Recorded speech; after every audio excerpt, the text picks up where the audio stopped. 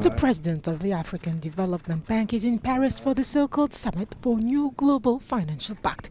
Speaking Wednesday ahead of the talks launch, Adesina aimed at rich countries whose financial commitments to Africa, some dating back to 2009, had not yet been honored. Africa alone loses $7 to $15 billion a year because of climate change. And that's going to rise to about almost $50 billion a year by 2040. So the world has to meet its commitment, the developed countries, of the $100 billion. I mean, it's a very small amount of money compared to the scale of the problem. But by not meeting it, it has a crisis of trust in developing countries. French President Macron is hosting over 50 heads of state. World finance officials and activists are also in attendance. The summit aims to seek better responses to tackle poverty and climate crisis issues by reshaping the global financial system.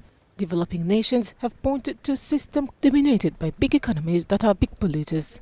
You know, as President Macron and others said, I don't think you're going to have a lot of new announcements made. I think the announcement that needs to be made have been made.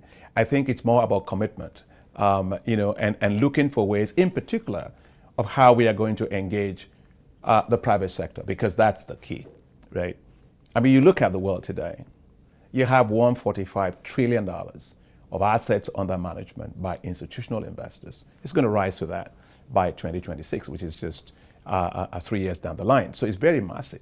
The two-day summit has no mandate to make formal decisions, organizers stressed. It rather aims to give a political impetus to key issues to be discussed in upcoming international talks such as climate conferences.